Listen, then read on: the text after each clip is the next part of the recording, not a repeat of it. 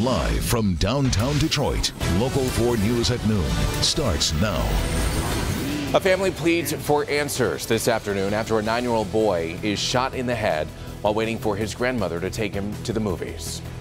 Plus, we're dealing with wild wind, rain, and snow. Some pretty wild weather moving into Metro Detroit on the eve of opening day at Comerica Park. So, of course, that is on the minds of everybody, as it's not really going to feel like spring much over the next 24 hours. Meteorologist Andrew Humphrey joining me now. We're in for a bit of messy rain, snow, that whole thing as we head into opening day. It's everything, Evrod. I mean, since forecasting this a week ago, we've been talking about this, and fortunately, opening day is going to be dry, but it'll be cold and blustery. We're dealing with the messy weather mainly for today. And because of that messy weather, we have some alerts that are up. Or at least, yeah, they are just starting right now, including the winter weather advisory. That doesn't start until later this evening. And as for Sanilac County, the winter storm warning that we talked about this morning, that's been dropped. And that advisory, it's shrunk. It only includes Sanilac County. What has expanded, though, is the wind advisory to include almost all of southeast Michigan. High wind warning, which is more serious with higher winds and higher wind gusts in Sanilac and St. Clair County that begin right now and end later on today at midnight, tonight at midnight, I should say. Here's the snow. Look at all that snow that's off to our west. It includes parts of southeast Michigan. Washtenaw County, you've already seen the changeover. Ann Arbor getting some snowflakes, heavier snow in these areas of dark blue. Same thing in portions of Livingston County, the western side of Oakland County, also changing over from rain to snow. So for the rest of southeast Michigan, as the storm continues to wind away, two things happening. Some dry air is being pumped in, so it's becoming a lot more scattered in some areas, but still it's strong enough where this area of snow is going to glide over us for this afternoon, with temperatures dropping from the 40s where they are now, around 40 degrees, into the 30s. We'll talk more about snow totals and that opening day forecast for tomorrow, Evrod, in a few minutes. Alrighty, Andrew, and speaking of those strong winds, this morning they brought down a huge tree in this Detroit neighborhood. This happened on Plainview near McNichols on the city's west side. The tree fell onto a car that you see right there, as well as a red pickup truck, but fortunately no one was hurt. Well, 9-year-old Malik Cozy was shot in the head, all while sitting inside of a car with 2 other children over the weekend. The kids were all waiting to go to the movies with their grandmother when those shots were fired. Now, Malik is still in the hospital, and thankfully he is expected to survive. Jason Colthorpe is live now for us at Victory Community Church, where his family has just spoken about this tragedy. Jason? And this is Malik's church, Evrod, and one of the things he loves to do is to hear his pastor's voice. And his pastor, Corey Chavez, using his voice to rally the community for a couple of reasons. Number one, to celebrate Malik, to build him up and let everyone know they got his back on this. And number two, the community getting out in the area today and tomorrow to knock on doors, to hang flyers like this on doors to find out who did this. I'm just very thankful for the help that I am getting from a lot of people, from authorities to so many family members to people I went to school with from kindergarten. Sierra Milo talking about the community support she and the rest of her son Malik's family has gotten since the 4th grader was hit with a stray bullet Saturday. My baby, he got shot in the head, and it's like he'll never be able to see out his right eye again, and that hurts me because he's one of them kids, all he wants to do is play a video game. Someone in a gray Dodge Magnum was shooting at 2 men on the run. One of the men ran past the car Malik was in with his young cousins who were waiting to go to the movies. Police haven't been able to track down any of those people involved. This goes out to my brothers in the streets. It's not snitching when something happened to a little kid, man. Right. Do you know who Malik Cozy is? That's my little 9-year-old son. Got a big bullet hole in the side of his head. You gon' get caught, the police gon' catch you. When they do, the wrath of God gonna be on you. And hopefully strong words like that will convince people to start talking, because police are having a difficult time getting tips, getting accurate accounts of what happened in this case. And maybe people are afraid, and that's understandable when you hear about how this crime went down. Well, I just want to remind you about Crime Stoppers. When you call 1-800-SPEAK-UP, you will remain anonymous. They will not take your name. Oth tips, payouts, and if you collect money, cash money in an envelope, they will not take your name. So if you know anything about this case, call 1-800-SPEAK-UP. Evrod? Just a very vivid and horrific description of what happened to the son when the father says he has a bullet hole in the side of his head. He is expected to survive, Jason. How is he doing overall?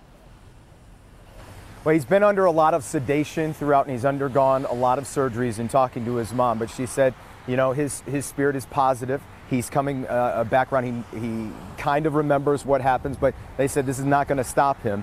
Again, that bullet, you know, obviously injured his eye. He's going to lose the vision in his eye, but it also broke so many bones in his face and his nose. He's had a lot of those surgeries. Wow. But they expect him to get out of the hospital hopefully in a couple weeks. And be reunited with his mother and father. That is the most important thing, and hopefully someone out there will come forward with information that will lead to an arrest. Jason, thank you.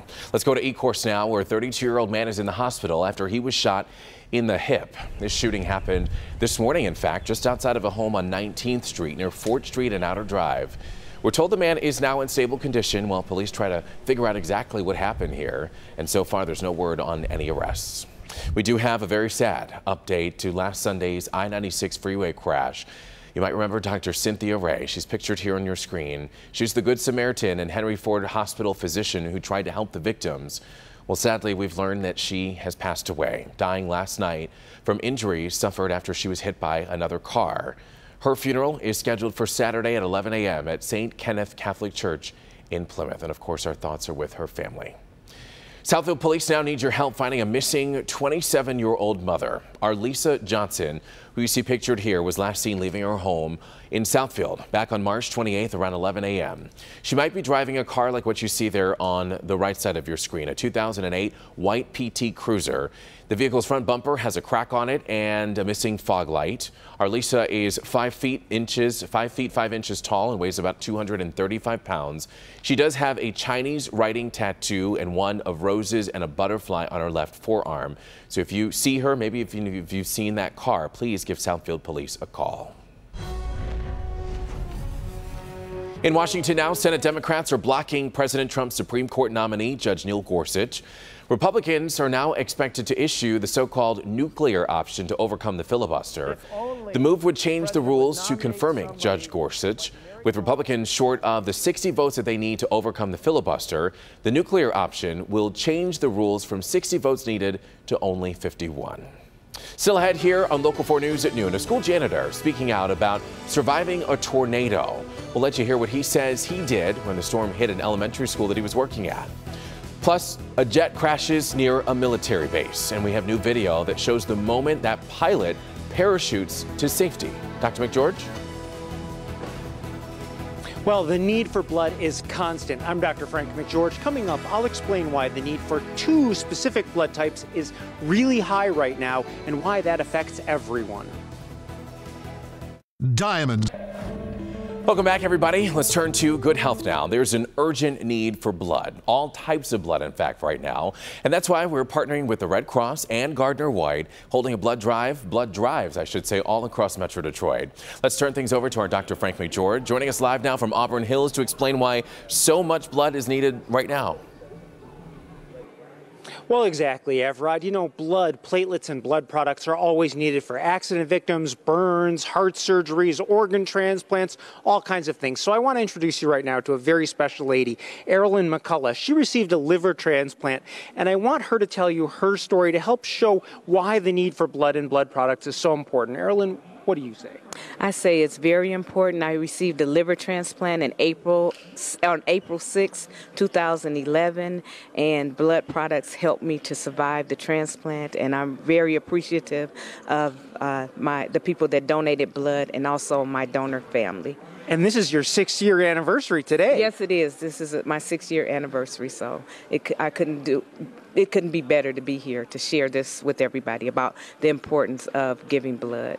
Well, congratulations. Thank you, Erilyn. Thank you. Well, I want to talk now to Crystal Isaac from the Red Cross. And Crystal, can you explain why types O and AB so important right now and in short supply? Certainly. We have a critical need right now for O negative and AB negative blood. This blood type specifically is a universal blood type, can be given to all, to everyone actually, and we use this in emergency situations. So, you know, today everyone knows that it's going to snow. Blood donations tend to go down. Inclement weather always affects our blood supply, and so it's important for those blood types to be on the shelves in case there's an emergency need, as well as all blood types. Exactly. So come on out to Gardner White locations to donate blood. It's really important. You can save lives. This is such a critical thing. Reporting live from Auburn Hills, I'm Dr. Frank McGeorge. Back to you. Yes, it is very, very important. Thank you, Dr. McGeorge. We do want to let you know you can donate blood until 7:45 at the Gardner White stores there on your screen. Auburn Hills, Canton, Macomb, Warren, Waterford, and Taylor. And then until 7:15 at the Brighton store. We also have a list of those locations for you on the health page of clickondetroit.com, so you can visit there to find out where the closest location to your home is. New video shows the moments after a fighter jet crashes near Joint Base Andrews. This is video of the pilot parachuting to the ground after ejecting from that F-16 jet. The Air Force says that the pilot was on a routine training mission when that engine malfunctioned. Thankfully, though, he was able to steer that jet away from a neighboring neighborhood before ejecting from that plane. He was taken to the hospital with only minor injuries, and thankfully no one else was hurt. A school janitor is talking now after surviving a tornado that devastated an elementary school that he was cleaning up. This is over in Missouri. Lindell Ulmer, better known as Lucky at that school, was cleaning up Tuesday night. Soon after, he heard sirens and debris hitting the building, so he decided to take cover in the school's bathroom. When he came out, when the storm was over, he saw the school was in shambles. I'm not one to really get scared or worried about stuff, but I don't know, just something told me to take cover, so I'm usually one of them people out watching. Well, hopefully he has the Forecasters app. The storm didn't faze him, though. Just hours after surviving this destruction, Lucky was trying to get back at it, asking to go help clean up another school. New at noon.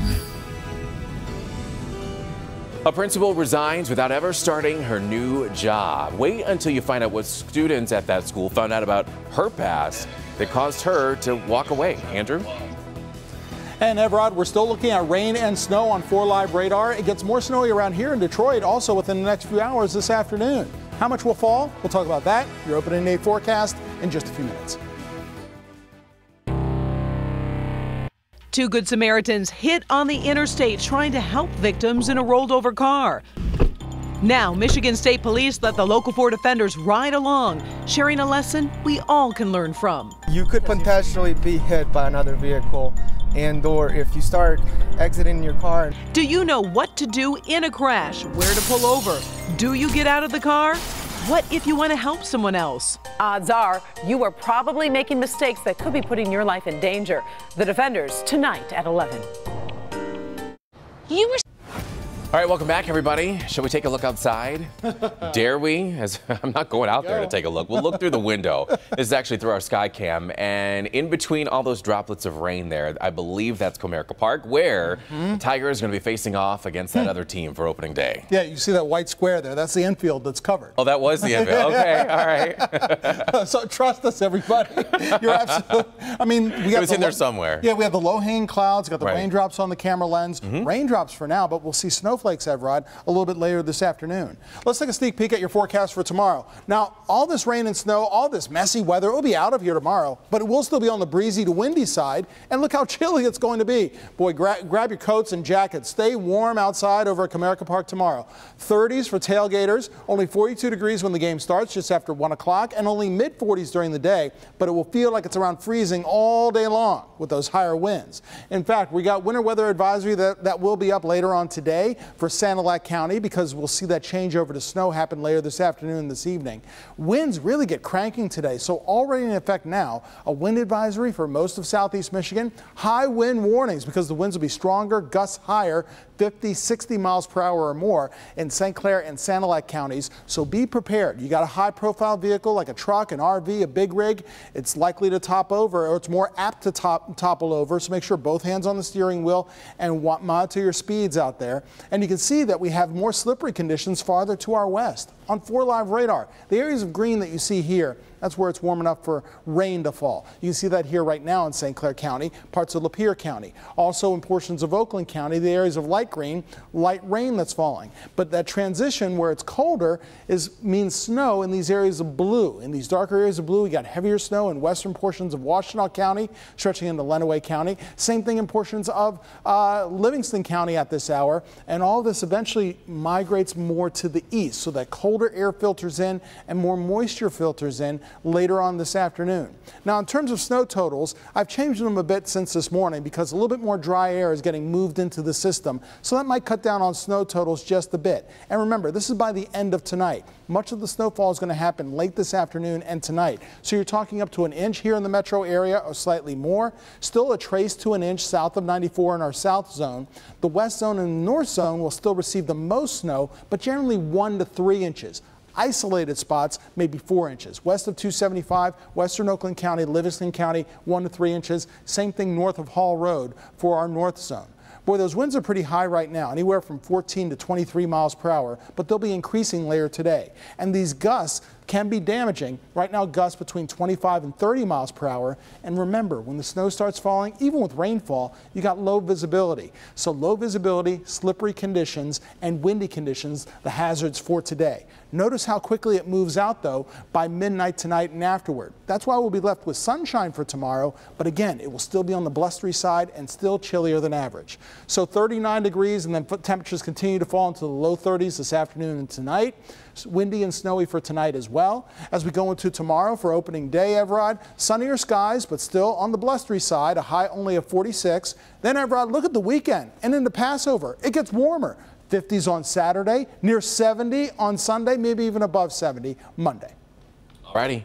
Andrew, thank you. A recently hired principal at a Kansas high school has resigned before even starting her new job. Her resignation followed a report questioning her credentials, but the report didn't come from school officials. It actually came from the school's own student journalist. Look at this.